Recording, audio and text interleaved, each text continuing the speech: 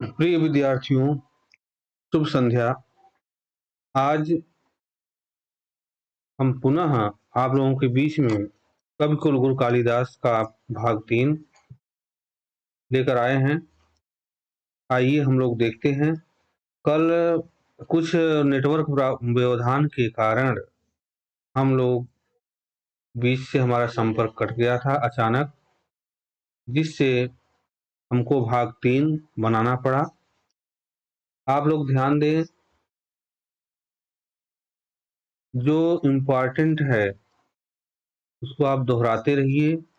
अपनी सीरीज में देख करके जो हमने आपको बताया है उसको दोहराते रहिए, इससे लाभ उठाइए। अगर दोहराने में दिक्कत होगी तो आप इससे देखते रहिएगा।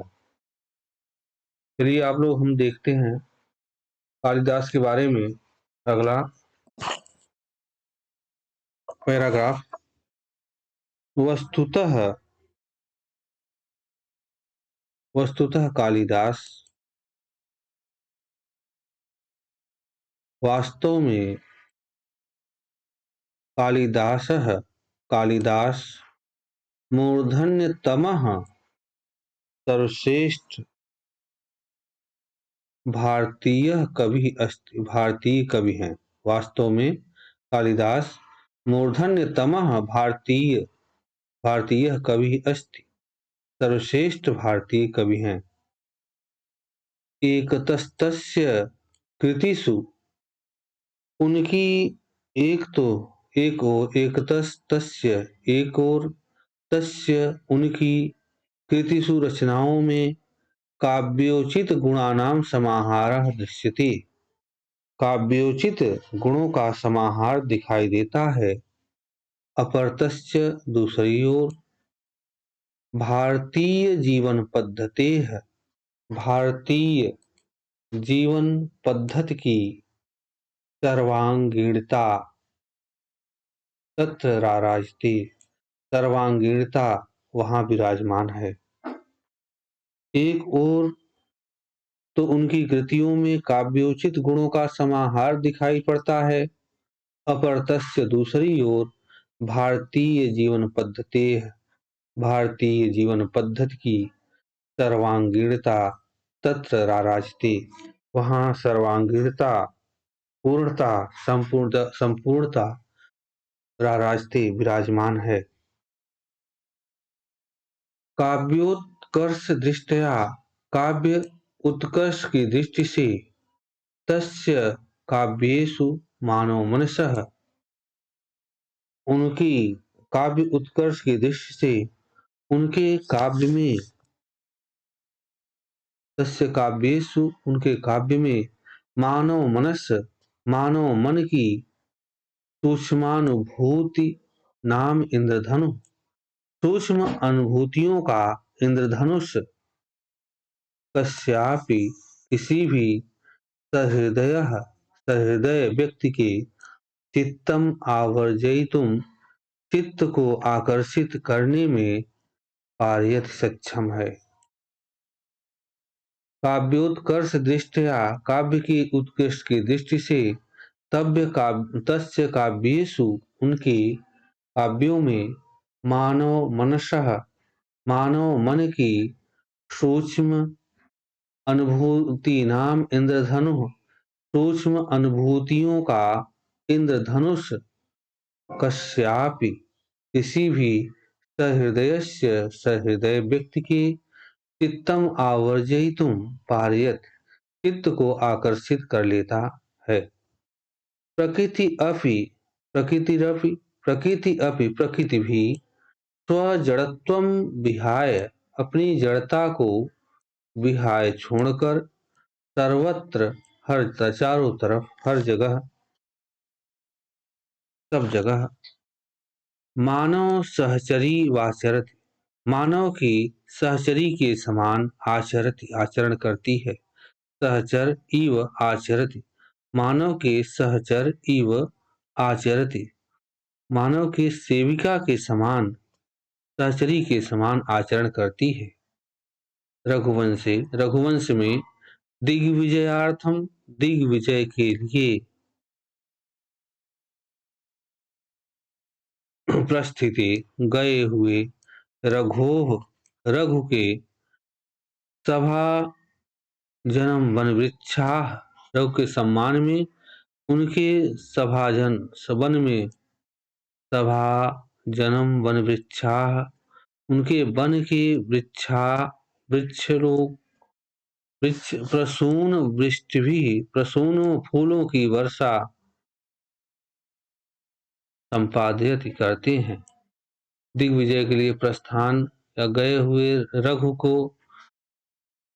सम्मान में वन वृक्ष लोग वन वृक्ष प्रसून वृष्टि भी फूलों की वर्षा के संपादित करते हैं।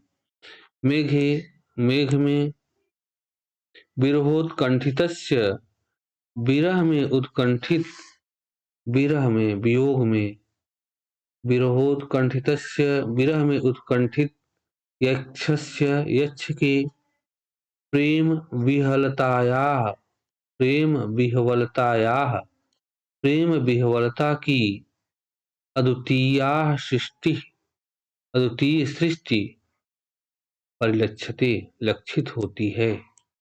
तत्र वहाँ पर बाह्यांतः बाहरी और आंतरिक प्रकृति का मर्म स्पृग वर्णनम अस्ति, मर्म स्पर्शी वर्णन है। कवि की दृष्टि से मेघ धूम ज्योति सलिल मरुताम, धुआं ज्योति प्रकाश सलिल पानी मरुताम हवा का सन्निपातो मिश्रण न भूत्वा न होकर एक संवेदनशील मानवोपमः मानवीय प्राणी है। स वह रामगिरेह आरभ्य, वह रामगिरि से आरंभ करके अलकापुरी तक यस्य कस्यापि सन्निधिं लभते, जिस किसी के संपर्क में आता है, तस्मै उसे ही हर्षोल्लासो वितरते, हर्ष और उल्लास वितरित करता है।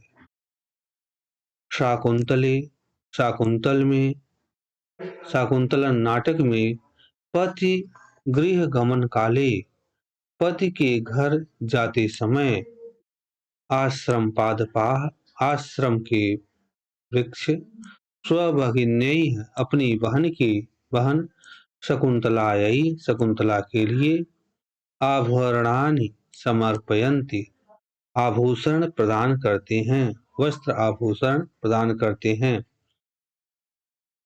हरिणार्भकः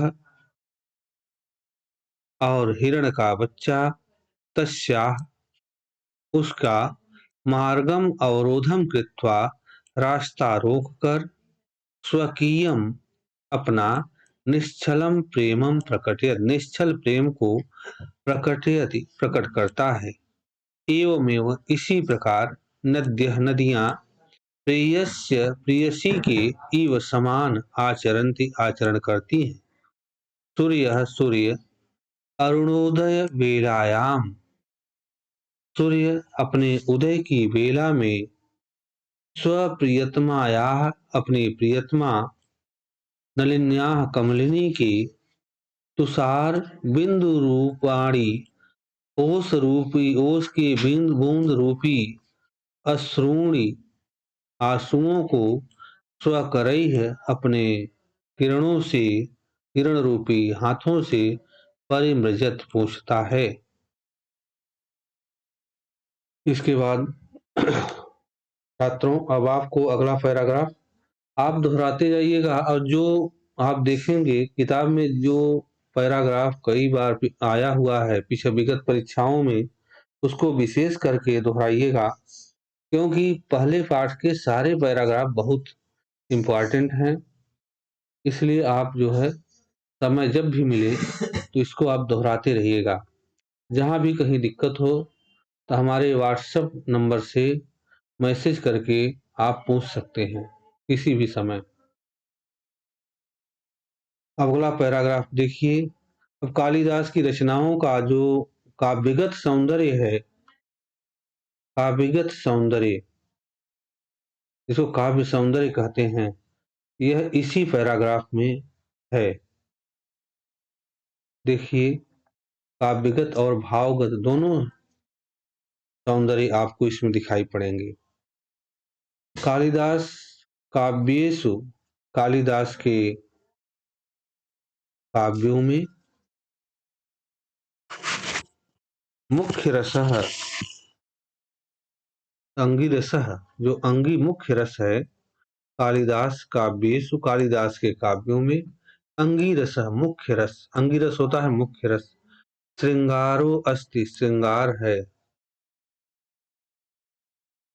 श्रृंगार रस है। तस्य पुष्ट्यर्थम, उसकी सहायता के लिए, उसकी पुष्टि के लिए, करुण आदयो अन्ये रसाः, करुण आदि अन्य रस अंगभूता, अंगभूत है, सहायक रस है। रसानुरूपम, रस के अनुरूप, क्वचित प्रसादः, कहीं पर प्रसाद, क्वचित माधुर्यम, कहीं पर माधुर्य, गुण तस्य काव्योत्कर्षे, उनके काव्य के उत्कर्ष में साहाय्यम कुरुतः, सहायता करते हैं। वैदर्भी रीति, वैदर्भी रीति कालिदासस्य, कालिदास के वागवस्येव सर्वत्रानुवर्तते, उनकी वाणी का हमेशा अनुकरण करती है। अलंकार योजनायाम, अलंकार योजना में, अलंकार की योजना में, अलंकार योजना में, योजनायाम, अलंकार की योजना में, कालिदासो, कालिदास अद्वितीय, अद्वितीय है। यद्यपि उपमा कालिदासस्य इत्युक्तिः, उपमा कालिदासस्य युक्ति, कब उपमा कालिदास की यह उक्ति है, उपमा योजनायामेव, उपमा अलंकार के योजना में, कालिदासस्य, कालिदास की वैशिष्ट्यम आख्यात, विशेष ख्याति है। तथापि फिर भी उत्प्रेक्षा, अर्थांतरान्यास आदि नाम अलंकाराणाम विनियोगः, आदि अलंकारों का विनियोग, प्रयोग, तेना अतीव, उन्होंने अतीव अत्यंत सहजताया कृतः, अत्यंत सहजता से किया है। कालिदासस्य, कालिदास का, कालिदास के नाट्य कृतिषु, नाटकों में, विशेषतः विशेषकर शाकुंतले, शाकुंतला में वस्तु विन्यास, वस्तु विन्यास अनुपम, अनुपम है। चरित्र चित्रणम, चरित्र चित्रण सर्वथा अनवद्यम, हमेशा निर्दोष, अनवद्यम निर्दोष, संवाद शैली संप्रेषणीय है। सममेव, साथ ही साथ, भारतीय संस्कृत्य मतानुमता, मत संस्कृत्य अनुमतानाम, भारतीय संस्कृत के मत के अनुसार, धर्म अर्थ काम मोक्ष मूलानाम, मानव मूल्यानाम, मानव मूल्यों के प्रकाशनम, प्रकाशन में, कालिदासस्य, कालिदास की वैशिष्ट्यम अस्ति, विशेषता है। आश्रम वासिनी, आश्रम में रहने वाली, शकुंतलाम निवर्ण्य, शकुंतला को देखकर,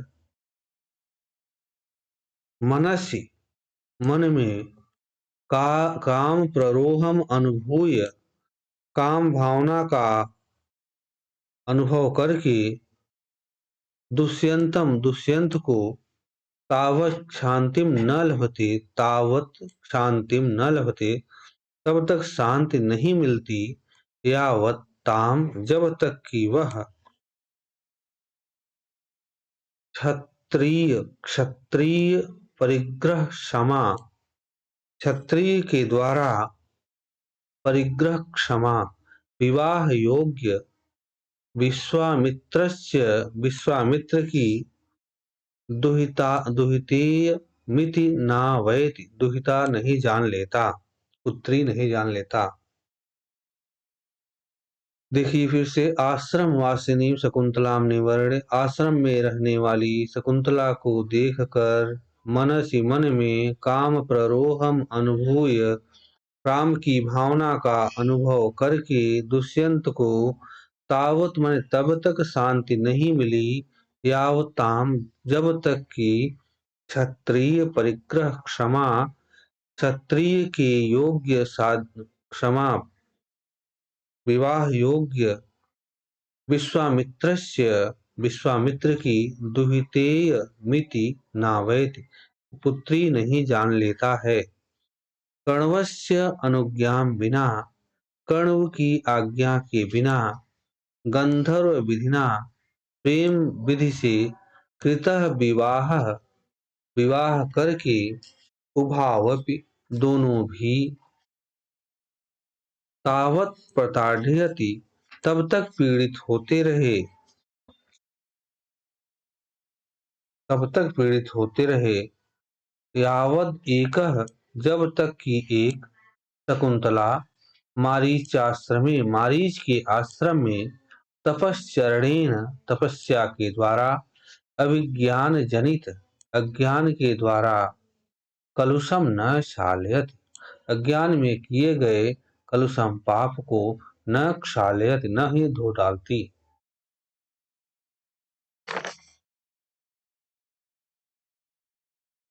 अपरतः दूसरी तरफ, दुष्यंत अंगुलीय लाभेन, अंगूठी प्राप्त करके, लब्ध स्मृति,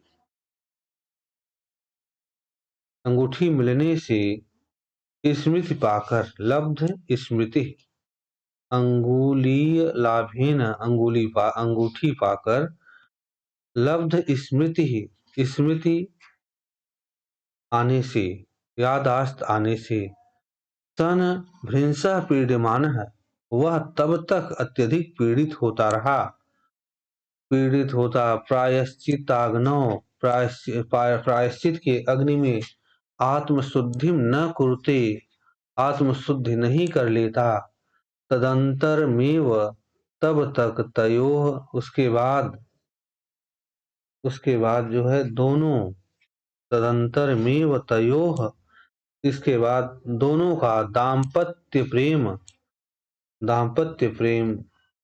पति पत्नी का प्रेम निष्कलुषम भवति, निष्कलुष निष्पाप होता है, शुद्ध हो जाता है, पुत्र उपलब्धौ च परिणमते, और पुत्र की प्राप्ति में परिणित हो जाता है। कर्णों की आज्ञा के बिना गंधर्व विधि से किया गया विवाह दोनों को तब तक पीड़ित करता रहा, यावत एक, जिसमें से एक शकुंतला मारीच के आश्रम में तपश्चरणेन तपस्या करते हुए, अविज्ञान जनित अज्ञान में किए गए कलुषम न क्षालयति, पाप को नहीं धो डालती।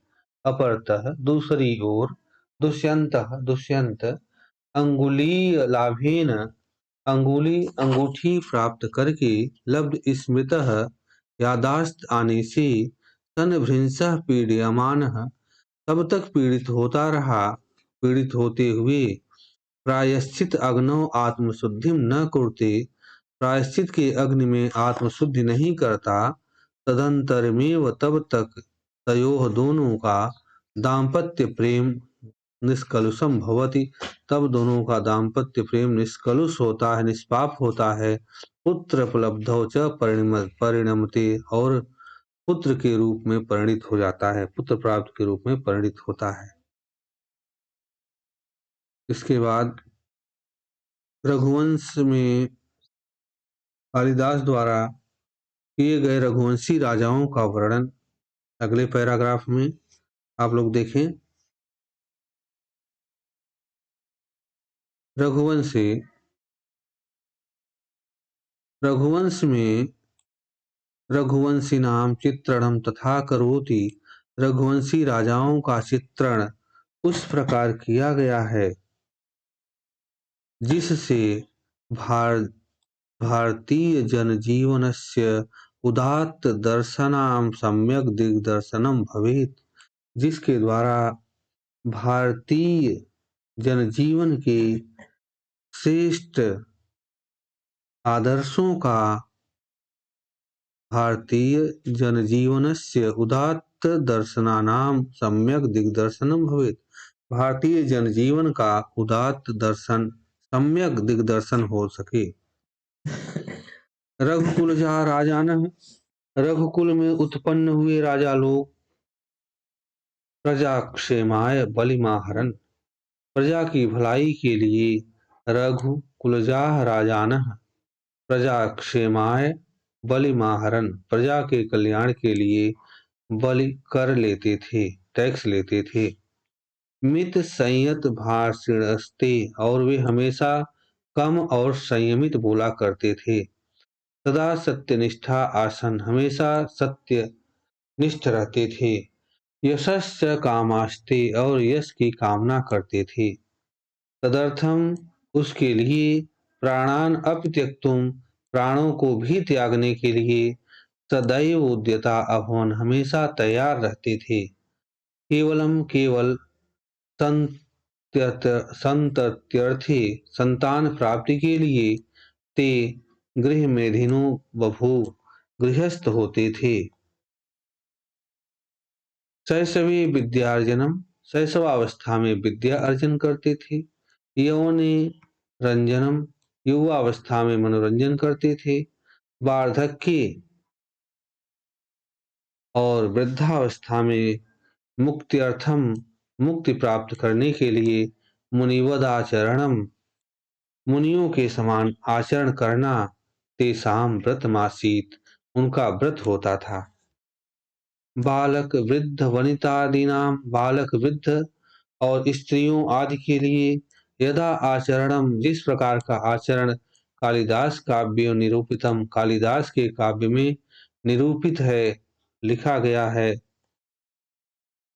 तत्सर्वथा वह हमेशा भारतीय संस्कृति गौरवानुरूप में वह भारतीय संस्कृति और गौरव के अनुरूप है। अब देखिए फिर से ये पैराग्राफ इस पैराग्राफ में रघुवंश के राजाओं और रघुवंश में क्या वर्णन है इसके बारे में विशेष रूप से बताया गया है। रघुवंश में कालिदास रघुवंशी राजाओं का जिस प्रकार से चित्रण किया है जिससे भारतीय जनजीवन का उदात्त संपूर्णता का दिग्दर्शन हो सके। रघुकुलजा राजान रघुकुल में उत्पन्न हुए राजा लोग प्रजा क्षेमाय प्रजा की रक्षा के लिए बलिमाहरन बलि लेते थे कर लेते थे। मित संयत भाषिणस्ते और कम और संयमित बोलते थे। सदा सत्यनिष्ठा आसन हमेशा सत्यनिष्ठ रहते थे। यशस कामास्ते यश की कामना रखते थे। उसके लिए प्राण को भी त्याग देने के लिए सदैव तैयार रहते थे। केवल संतान प्राप्ति के लिए गृहस्थ होते थे। शैशवावस्था में विद्या प्राप्त करते थे। युवावस्था में मनोरंजन करते थे। वृद्धावस्था में मुक्ति के लिए मुनिवद आचरण करना उनका व्रत होता था। बालक वृद्ध स्त्रियों आदि के लिए यदा आचरणम जिस प्रकार का आचरण कालिदास के काव्य में निरूपित है वह हमेशा भारतीय संस्कृति और गौरव के अनुरूप ही है। इसके बाद कालिदास की रचनाओं में अपने देश और अपने भारतवर्ष की गौरव गाथा का कैसा निरूपण किया है। भूभाग भारत की विस्तृत भूभाग भूखंड का जिस प्रकार वर्णन नदी पहाड़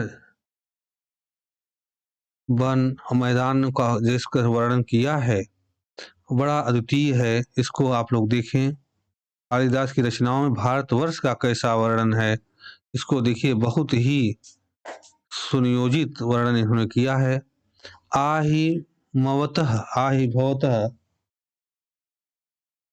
हिमालय से लेकर सिंधुबेला यावत, सिंधुबेला तक विकीर्णा फैले हुए